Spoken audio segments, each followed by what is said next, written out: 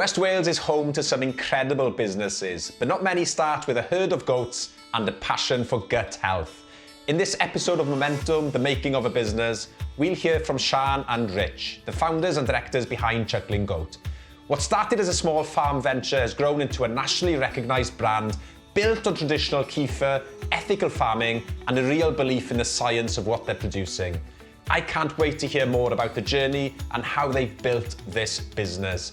Let's get into it.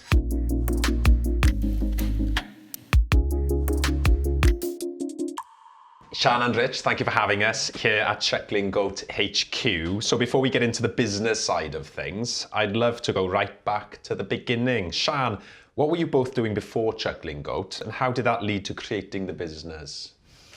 I came from San Francisco. I was a radio talk show host and a newspaper journalist.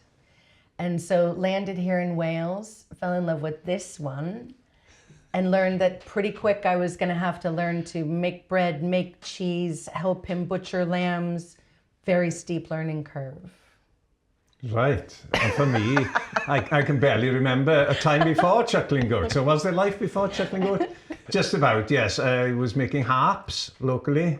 Wow. And before that I was a teacher, so I became a bit ill, couldn't go out to work, I had to stay at home virtually. So that's one of the reasons we thought of, what the heck are we going to do from home? Because you were traveling a lot around the world, weren't you? We met late, so I was 42, you were 45. Yeah, thank you. And nobody knows to know that. And so we were, because I was having to travel for work, we wanted to do something that we could do together on the farm. So we would spend time together so I wouldn't be on the road all the time. And we thought about different options, you know, could we do turkeys, chickens, biofuel, Christmas trees, and none of the numbers worked out. Yeah. So we were looking for something that we could do together on the farm. And am I right in thinking that the business didn't actually start as a business at first? What was the real reason you got your first goat? Well, our little boy Benji was having recurrent bronchial infections, and he had very bad eczema. And he kept going back to the doctor, having round after round of antibiotics. And I didn't know anything about it at the time, but I had a sense that was not good. And I said, Rich, what are we gonna do? And he said, let's get a goat. And I went, why? Because It did seem slightly disconnected at the time. slightly. But I thought everybody in Wales knew that having a gafar on the farm and drinking the goat's milk helped with eczema and stomach issues. So when Shann and Benji and Jolie turned up, I thought, well, we'll try the goat's milk again. I didn't actually have any goats at the time when I met you. Which probably explains how I met you. But yeah, we kept goats then, and the rest is history, really. Yeah. And there's a turning point for you, Rich, health-wise. Yeah, I was diagnosed with ulcerative colitis, and which is why I had to give up teaching and had to be at home. But then things took a downward trend on the ulcerative colitis, and I had to go in for several major operations. But now I'm okay again now, and drug-free, as Shann would put it. Yeah. The crisis came when he came out of hospital without his large intestine, but with an MRSA superbug infection in his incision. And the doctors gave up on it. They said there's no antibiotics that will work on this. So I got a bit frantic, and I was doing research, and in desperation, really, I put the kefir, which we were making in the barn outside, all over his body. I didn't put it on the wound itself. I was too scared for that. But that's what I did because the antibiotics weren't working. And in fact, that worked. And that was a turning point that really I've spent the last 10 years trying to figure out why it worked. It worked. His incision cleared and he healed, and he got up out of bed and got onto his tractor, and he's been there ever since, more or less. Pretty well. But that was a real, using the probiotics instead of the antibiotics on the skin, which was, there's nothing in the research to indicate that that would work or that that was a thing.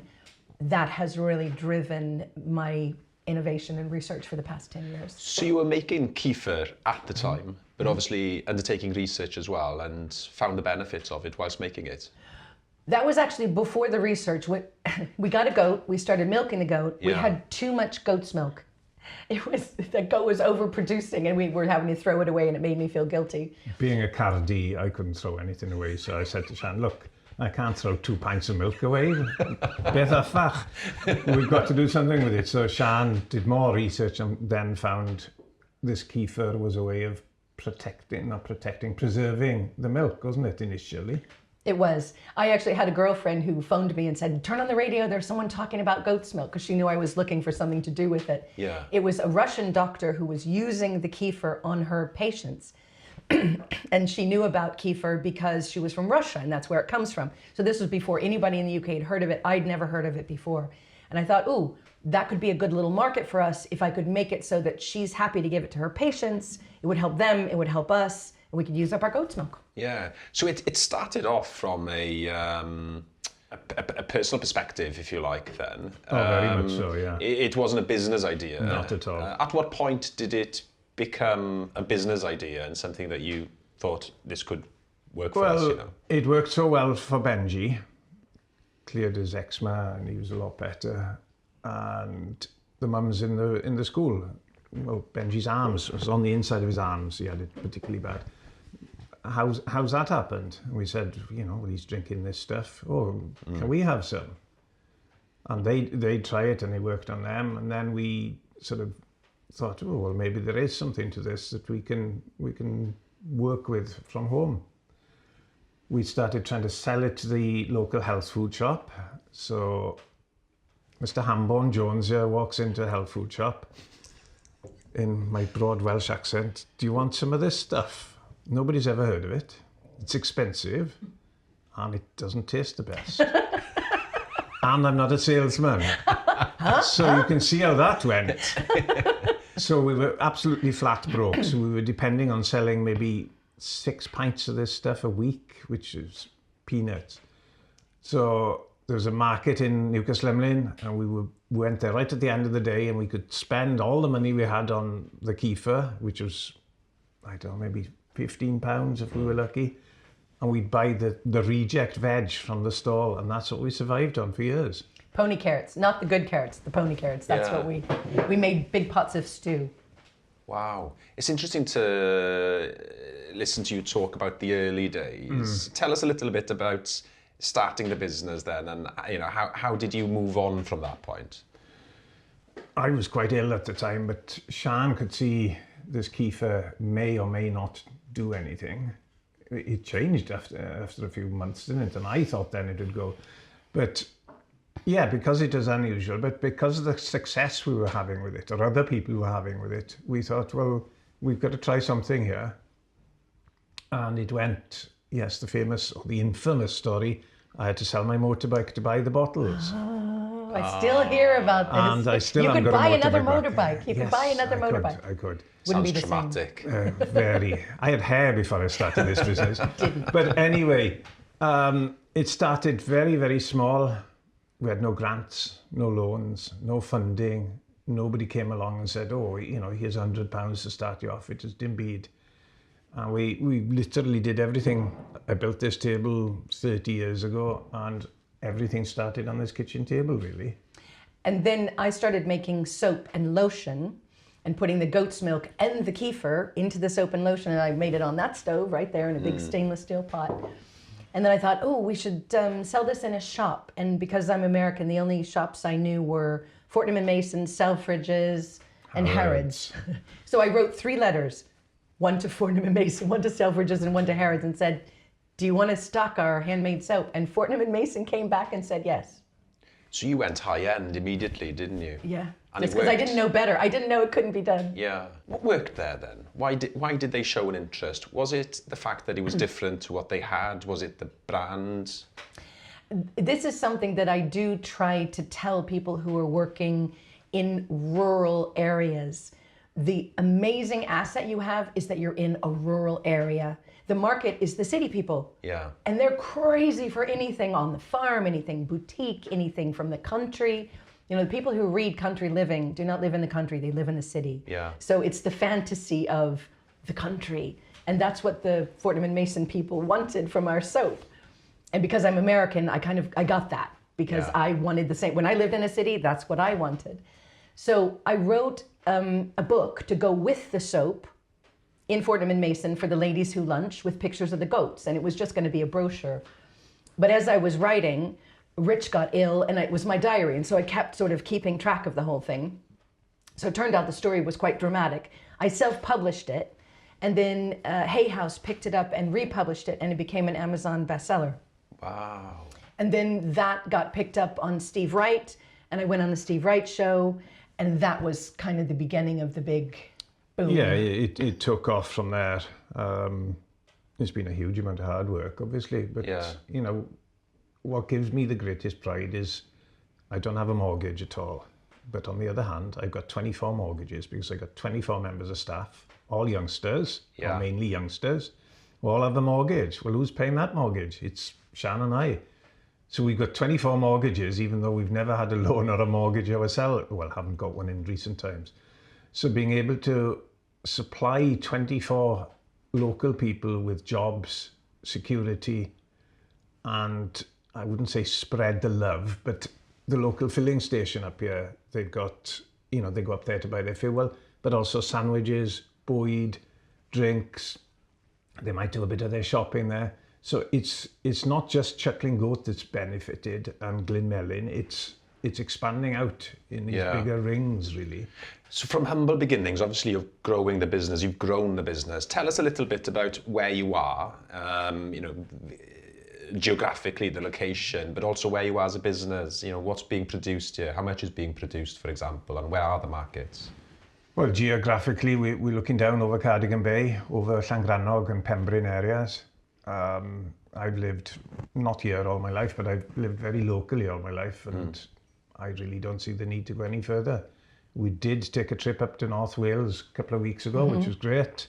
It's totally different up there, but it's fantastic to come home. So geographically, we're well located. Everybody thinks how remote it is, but we've got better internet connection than San Jose, you keep telling me, which is Silicon Valley. And all our business is online. Yeah. We don't have anybody walking in saying, can I buy a box of kefir? It's all online. If you order by lunchtime today, you'll get it delivered to your door by tomorrow. So in terms of the business model, obviously the marketing side is key. It seems to me that clarity around the purpose, you know, the reason behind the business and how you've grown it as well. That's an amazing story to tell, isn't it? And people clearly love to hear it. But the online side, surely important to a business like this in rural Wales. Essential, and that's where Shann comes in. I'm more on the farm fixing the load all when it breaks down, making the hay, doing the goats. Shann is marketing and the science side of it. So you're the one who understands and sort of flies that kite, as you'd say. We learned in COVID that we could be remote. Yeah. And we did have a shop for a while in Cardigan. It ended up not being a good investment for us because we're having to pay someone to sit there, pay the insurance, pay the rates, pay the broadband, etc. for that person. And a few people might trickle in. But if I paid one person the same amount for the online business, they could service 200 customers. So we ended up shutting that shop down. That was a good experiment for us. We're not bricks and mortar. We're 100% online. We're 100%, we don't sell through any outside retailers. So you can only get our product from us. And the mission statement is we create natural solutions for problems the doctors can't fix. Okay. The NHS is brilliant, and I rate them. You know, if you break your leg or you need a hip operation or something like that. But for things like colitis, autoimmune issues, diabetes, for systemic things they can't see, I do believe that there's a lot to be said for boosting the health of the gut microbiome, which then connects to your brain, your muscles, your skeleton, your health, your immune system. All of those things come from your gut, and the science backs that up.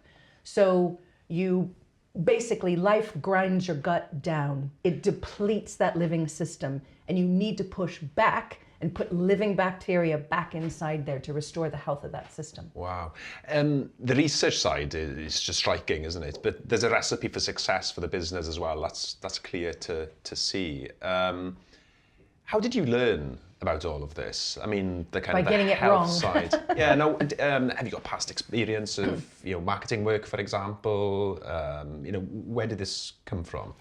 I'm not a doctor and I'm not a scientist, but as a journalist, I'm a researcher. I see. So I connect dots. Yeah. And when Rich was ill and I had to save him or he would die, on my sofa, because MRSA is contagious and they wouldn't allow him in the hospital and they wouldn't allow him into hospice. And the doctor came and looked at him and said, I don't have any experience of anything of this magnitude, locked the doors and drove off up the track. And so I thought physically, literally, does he die on my sofa? Is that what happens here? Because where am I going to put him? He's quite a large guy. I wasn't going to die. I was fine. You were just attention seeking. Yeah, I know. anything for a coach. I know. But so that stimulated my, not just interest, but like I need an answer and I need an answer now. So I've been researching the science and turning it into language that lay people can understand. And that's a lot of what has worked, because this information about gut health, improving your skin health and your brain health and your immune health is the user manual to the human body. Everybody needs to know this. If you've taken a course of antibiotics, if you've had food poisoning, you're in trouble, and you probably have biofilm lingering that can cause IBS, anxiety, eczema, depression, rosacea, decades later.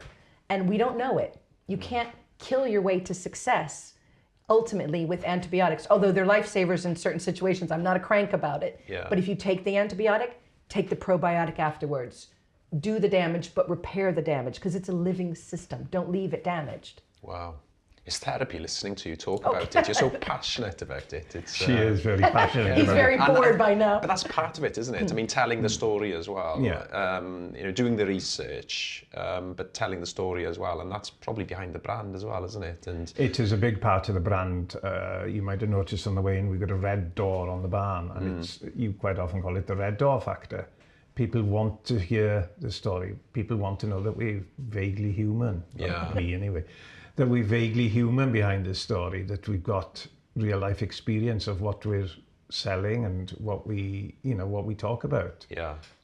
We've got no qualifications in business. I think I was saying to somebody earlier, I've got no maths qualifications. Neither one of us could balance a checkbook. We can't balance a checkbook. When checkbooks were a thing. Yet the business made 4.5 million turnover last year. Well, turns out you don't need to. You don't need lots of these things. What I need to know is who to employ to do the books for me, or who I need to employ to make that kefir, or who I need to employ to do the social media. I don't need to be able. I don't even really know what social media is. But if I know that's the person I want to come and work for me, then that's half the battle.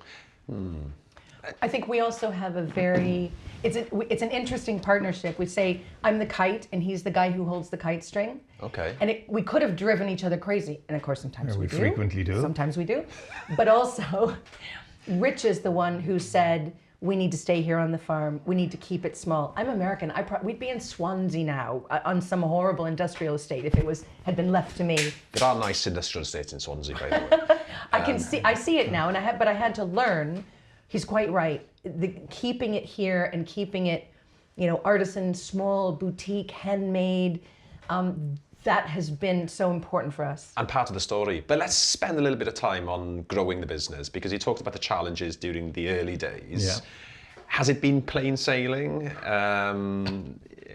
No, it's not plain sailing at all. In this neck of the woods, staff are few and far between. I see. That's one of the challenges. After COVID, it became harder to find anybody who actually wanted to work. Okay. So it's finding staff. That's a big issue. Some of the staff travel as far as Carmarthen, which is 25 miles away. Some live in the village now. But it's finding that staff, the core staff, because we've got pretty high standards, to be honest. And it's not always easy to find them. It's great when we do, as I said earlier. Now I've got my 24 mortgages to pay, and it's fantastic. But that's probably been the biggest issue. Yeah. And from the scientific point of view, I was getting, people were coming, knocking on the farmhouse door and saying, can you help us? And, I'm not stupid. I know that you don't go and see the crazy couple on the goat farm with your medical issues until you've been everywhere else. Yeah, okay. By the time they come here, they're desperate. They've been to the hospital, they've been to the doctor, they've been to the consultants. Nothing has worked, and so they've come here.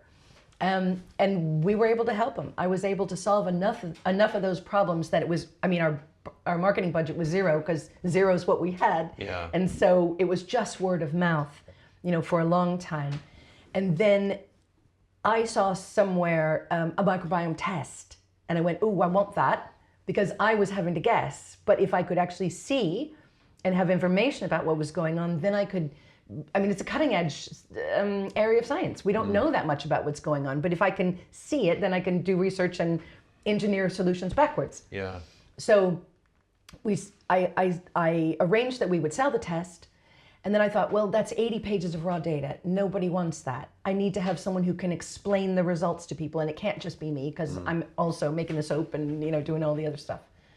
So I thought, right, a nutritional therapist. I'm not going to be able to get a doctor, to come and do this work, but maybe a nutritional therapist would do it. Advertised, found one guy locally, hired him, launched the test, sold 400 tests in the first week, and then he quit. And I thought, cool. I've got all these 400 people expecting to talk to you, and you no longer work here. Quit by text as well.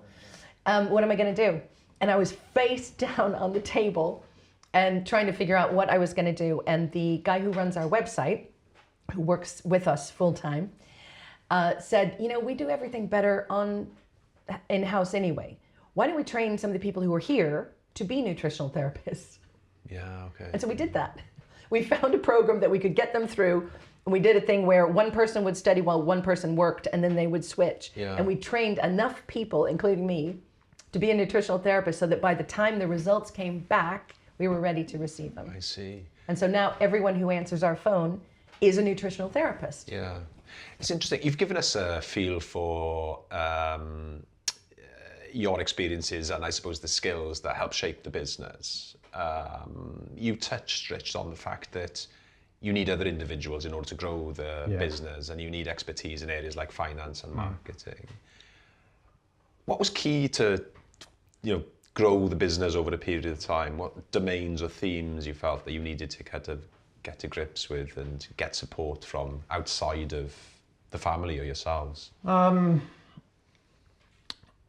It is mainly sort of the stuff you do, the science side of it, we needed advice on. As I said earlier, I'm mainly concerned with the farm side of it. Somebody like Farm and Connect has been handy because quite a few of the staff had never seen a goat before, even though they lived locally. And Farm and Connect weren't particularly goat oriented, but they had sheep experience, cattle experience, housing, hay, chainsaw certificates. So I've trained up the staff. Some of them have got chainsaw certificates now. Some of them have got qualifications in certificates in forklift operators. So it's been handy to have that input as well as my experience and your experience. Now on your side of it, it's different. You've sort of bought in expertise. We've got a scientist on the team full time, the web computer guy, the web doodah thingy man. Is that his job title? I think it's the job doodah. He's the man, technical yes. supervisor, just saying. So as long as he knows what he's doing. Yes, he knows what he's doing anyway. So, we've built this team in a way that they're quite separate, but there's a massive overlap as well. I see. It's not been easy, has it?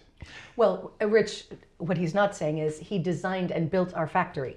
Okay. And created all of the this was fallen down pigsties. And so he built the barn, he created the milking system, he built all of that stuff and did it from secondhand materials that you bought at auction. Yeah, okay. So you're very he's hands-on. a bit of a superpower that he can just sort of design stuff on a napkin and build it, and it works really well.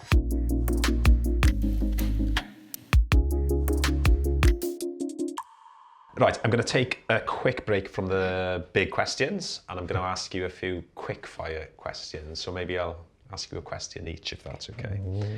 So the first one is, where do you see, Shann, the business in 5 years' time?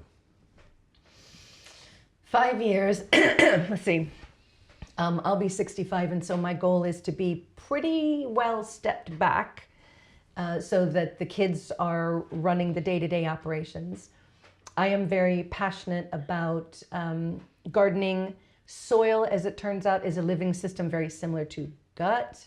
So I'm interested in the soil microbiome, and I'm working with Charles Dowding, who's the no-dig gardening guru, if anybody knows about that world. Very interesting. Living soil, like living gut microbes, benefit from certain things, probiotics and so on, and not being disturbed and not being poisoned. Yeah. So I'm looking to develop a soil microbiome test. Wow. So Secrets not out. really stepping away from work at all. We're starting But I another won't be working. business. I won't be working. That's That's what my So she's retirement. not actually stepping away. So it wasn't a quick fire Retirement. question. No. She was just directed it slightly Yeah. differently. This time next year, she'll be on grad as well. Yes. Still working. Yeah. Yeah. Rich, I'll come to you next. What's your favourite thing about running a business in Wales? It's the pleasure of seeing the staff sort of staying here, being here. It's the pleasure of having built 2 nice houses for my daughters up the road. I love seeing the kids. We've got the staff who actually bring their kids here to see us. They treat us like grandparents, most of them. Yes, they do. It's seeing the youngsters coming on. Okay, fantastic. Shann, name one business in Wales you think is really smashing it at the moment. One business in Wales that I think is really smashing it. I Go on then. know. Chuckling Goat. Oh no! You can cut that bit out, don't worry. If you weren't running this business, what would you be doing, Rich? I probably would have gone back to the furniture making. I was a harp maker for 7 years. I've got a workshop on site here, so I've probably gone back to making top-end furniture again. Fantastic. It's really interesting. And Shann, if someone out there listening is struggling to run their own business, what's the one piece of advice you'd give them? Start small. Don't overextend yourself. You don't need grants. You don't need loans. Don't cut corners. Never compromise. Don't take a big contract with Tesco and then find that you're forced into dropping the quality of your product. Okay. The field is littered with the bodies of companies who overextended and then had to cut corners and compromise on their quality. And so because we've never had a loan, had a grant, and never had to ask for anything, we've grown very, very slowly. We're not overextended. And so we don't ever have to cut corners. Nobody can control us or tell us that we need to drop our quality. So I would say stay focused on doing what you do with passion. Yeah, And don't compromise. that's powerful. Believe in yourself as well, I suppose, isn't it? And You've got in to. the product that you have. Believe in each other.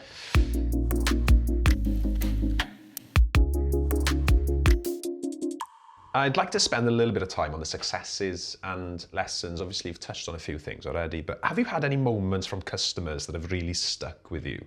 Yes, all the time. And the entire business has, because we're in such close contact with our customers, the entire business, which is innovation based, has been driven by people asking for things. So the kefir puts the live bacteria into your gut, but then you have to feed those live bacteria, and what they eat is fiber. So people were going, well, how do I do that? How do I get all that fiber into my diet? I don't know where to buy it, how to source it, how to cook it. I haven't got time to eat it all. So we made a prebiotic powder, which contains all of those fibers. You just take 1 scoop, put it in your drink. It's easy. But that came out of constant interaction with the customers going, this is too hard, it's too complicated, I don't get it. Yeah. Help me, make an easier solution. So I would say it's a constant engagement, which has completely driven the company. Okay. What's been the main lesson for you then in your experience of starting and growing Chuckling Goat? Well, gambwyll bach, small steps. Think about what you're going to do. You know, if you can get advice, be careful, because all advice isn't good advice. You know, you need to get advice from people we trust. We started off with the kefir, which was unheard of. So even when we went to the environmental health officer, He'd never heard of such a thing. So he didn't know what standards we had to meet. So even though we were going for advice, he couldn't actually give us advice. So he's now using what he's learned here with us to go on. So yeah, gambles bach, steady, you know, don't go for a 1,000 litre vat in one hit. Try 100 litre, and if that doesn't work, you haven't wasted your time and your money and your efforts. Yeah. We say do the little things. That's dwy sant. Yeah. And so we find that inspiring. Yeah. Okay. Did you have a plan for the business, or because this was? That's funny. I think you know the answer to that one. No, we didn't. We had no idea what we were doing in the beginning. Turns out you don't need one. No, it turns out you don't. We was sitting around this table with a good friend of mine who's since passed on, unfortunately. Drinking wine. Well, I was drinking beer. I don't like wine. And he said, you know, we need a name for the company. He wasn't part of the company, and you know, we had no idea of a name or anything. And then, you know, business plan. Well, you only need a business plan if you're going to the bank manager, or do we have bank managers anymore? I don't know. the grants or the loans person. Well, we didn't want to do that.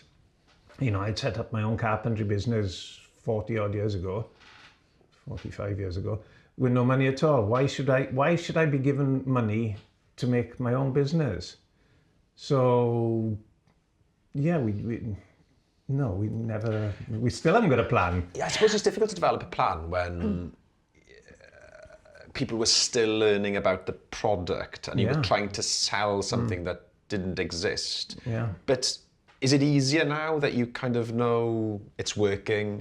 Is it easier to identify where you want to end up and how you want to bring the children into the whole experience? Now the challenges are different. We went to talk to a surgeon about Rich's hip operation, and he's like, oh, probiotics. Oh, tell me more. And so Rich was really annoyed because in the middle of his consultation... Yeah, she was working even in the doctor's office. And this was only yesterday. He asked. So people, now when we go somewhere and people go, Chuckling Goat, they go, oh, Chuckling Goat. And then they start grilling us. Oh, well, I have eczema. And then, you know, and then we go... And then you come out of there having sold a load of produce. Yeah, ideally, yeah. So you could have sent him a box. And books as well. We're going to send the surgeon a box, yeah. Brilliant. But there are issues with that, is that, not being big-headed about it, we do actually get recognised. Or somebody will say, oh, Chuckling Goat, yes, my auntie buys a box. My sister, my brother, you know, it's to that point. Which is great in a way, isn't it? So also we have to not cut up people in traffic because they recognise us. Yeah, wow. And Shann, you're on Times Square at the moment, aren't you? Not yet. I will be on the 30th. Tell us a little bit about that then. The Fortuna Global 100, the Power List 2026. I'm on the Power List, but it doesn't get me out of the washing up, apparently. Okay. Too right, it doesn't. I mean, they just contacted me and said that was happening, and I'm like, okay. It's pretty amazing, isn't it? Yes. What's interesting is there was a time when I would have given my 2 front teeth for that. Oh my goodness, yes. As a journalist, you know, to be on a billboard in Times Square, amazing. Now that I'm here, what's important is what we're doing. The chickens still have to be fed. The bread still has to be baked. You know, those things are nice, but they don't actually change the field. Yeah. And these days, I'm after things that move the needle. I want to change the field. I want to impact people's wellness. Yeah. So, nice. I mean, don't get me wrong, it's nice. But does it actually impact things or move the needle? No, not so much. And I still got to do the washing up. It's pretty cool though, isn't it, to be on Times Square? You know, better than a sharp stick in the eye. We're not going, no. Well, over your right shoulder is quite an interesting picture as well. And I keep telling everybody, Shann only got the MB because I turned it down, like the Beatles. So, I see. But I was a little worried that he would turn up with blue paint and the kilt and the whole like Braveheart thing. Yeah. So, you know, having something like the MB has made us all extremely proud of you, isn't it? It's you haven't had it for, you know, doing something that you got paid lots of money to do. You did it for charity and innovation. And to have that, I think we were talking earlier about awards that you pat yourself on the back for. Well, the MB, you had no idea it was coming. I didn't either. So to have something like that is a big accolade for you, isn't it? Yeah. That was a big moment. As an incomer, as an American, to be a member of the British Empire, that's what that means. And to be a member of something, I found that very emotional, very meaningful. I'm a citizen, I'm a British citizen, and I swore my oath, which is an unusual thing. I had to learn and take the test, and I'm here, I'm a convert. I chose to be here. And so that meant a lot to me. When was that then, Shann, and where were you in terms of the business journey at that point? 2024. 2024. So that was not recent. too long ago then, yeah, fairly recent. Excellent. But Shann has become quite Welshified. We went up there with her the other day, 2 weeks ago now, and I got painful hips and I struggled to get right up to the top.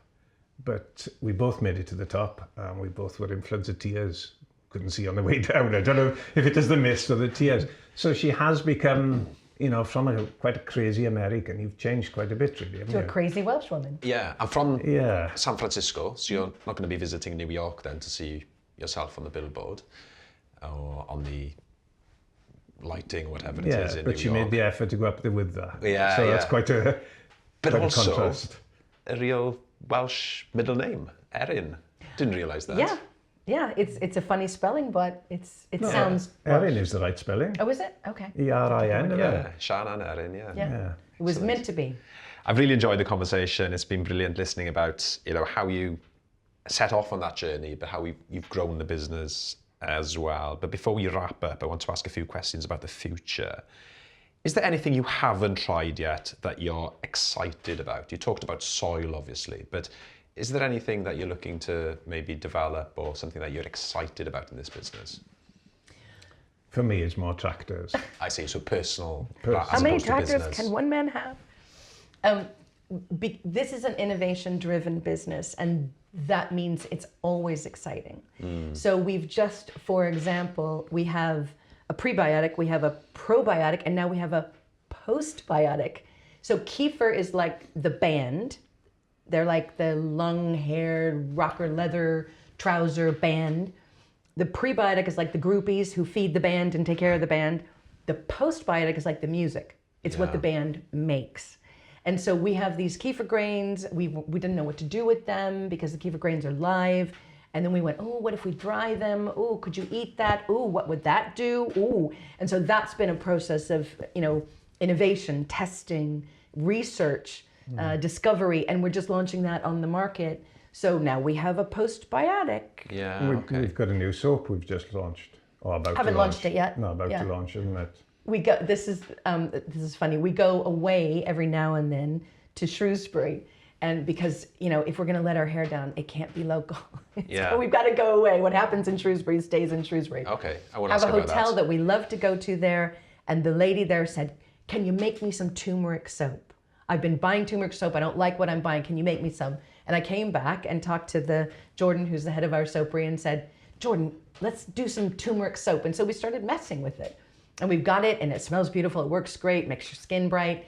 And so we're going to launch that 6 months from now. That's brilliant. That's the process, which means we never know what's going to happen. But that process is interesting, isn't it? Because you're selling online, but you obviously need to stay close to your customers and understand what their needs are.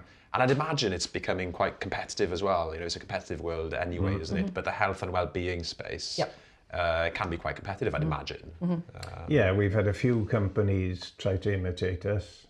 Somebody turned up here, I'm going back a few years now, bought a load of goats from us just to run their little dairy, and within a couple of months they were selling kefir in the same little bottles as we were. They even named their billy goat Rich, which is a bit... That was cheeky. Wow. Yeah. And they ripped off our website word for word. Yeah. Okay. They've since long gone. Yeah. But it's not as easy as it looks. There's more of those all the time. Luckily, we're the first. Yeah. So the challenges of running a business, I suppose, isn't it? It is. Staying on top of... We do a SWOT analysis on competitors, and we keep up to date on that. But I will say also, people are always saying, how are you going to grow the business? And at this point, we don't want to grow the business. We want to deepen it. We want to get better at what we do. We want to refine it. We want to offer better service. We want to get more connected, more engaged. We will never have AI answers to customers. We'll never have bots. We will always have expert human beings. Yeah. And they're here 8 a.m. to 8 p.m. every weekday, and they answer within 23 seconds. Yeah. So any question is answered by a human, and that is so important, and we'll never give that up. Yeah, that's so powerful. And I think, obviously, a lot of things will change in business, but you've clearly got a purpose and an amazing story behind the business as well, and you're still telling it, I suppose, which is so powerful. Shann, Rich, thank you so much for your time. It's been a brilliant conversation and such an inspiring story from start to finish. If you haven't already, make sure to check out Chuckling Goat and give them a follow on social media. And if you've enjoyed this episode, make sure to subscribe on your favourite platform. We'll see you next time.